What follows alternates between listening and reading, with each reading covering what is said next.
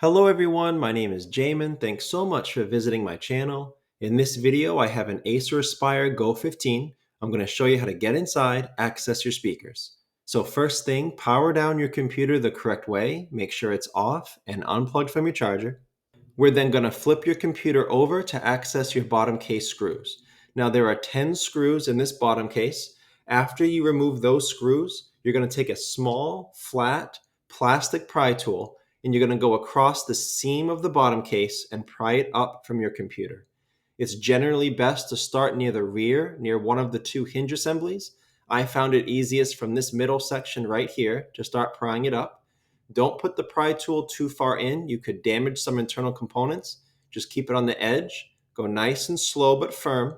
And if you get stuck going in one direction, leave it, go to the other side, and continue in the other direction. Once you get your bottom case off, this is what you're looking at for the inside of your computer. Now, as a general computer repair side note, whenever I'm working on a computer in my shop, it's sitting on an anti-static mat.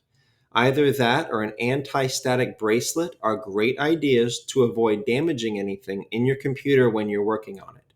If you would like any help with tools or supplies for your project, as well as any of the replacement or upgrade components for this specific model, the AG15-51P, there will be a link above, also below in the description, and it will be a list of all those tools and supplies and replacement parts. Now, before touching anything in a computer, it's always best to remove or at least unplug your battery. A computer is safest to work on when as little power as possible is running through it. Here's your battery right down here.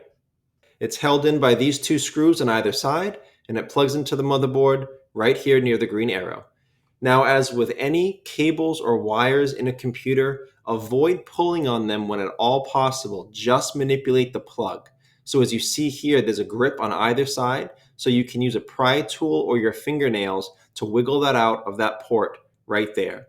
If you pull on wires or cables in a computer, you could damage them, and sometimes you can pull them right out of the plug. So it's always best just to work on the plug itself. So you have two speakers in this computer, one near the bottom left of my screen, one near the bottom right. The bottom right one is these white and blue wires that come here under your solid state drive and plug into the motherboard here. If you do need to remove your solid state drive to access that, it's a single screw right here near the bottom, and then this solid state drive will pull out of this port there. This left speaker goes the black and red wires up here, plugs into motherboard right there. So again, as a reminder, do not pull out on these wires. They are especially fragile, these speaker wires. Just pull the plug out of the port right there.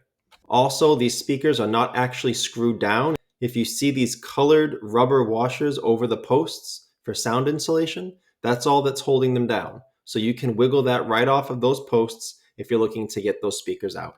Now, I guess another thing to shout out with these speakers is if you are having sound quality issues, if your audio is not consistent across different software, it could be that your speakers are bad and they may need to be replaced, but more likely it's a system or driver issue.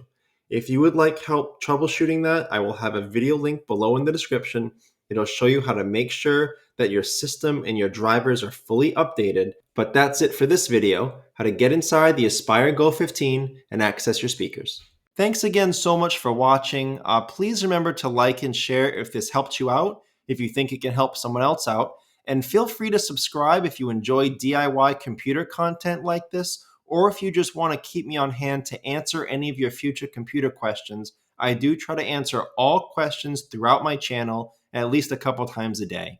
Also, feel free to check out the related links section below in the description. From time to time, I do try to add things in there that I think will help you with your general computer life, make it more productive, more enjoyable. So thanks again for watching, everyone. I look forward to seeing you on my next video.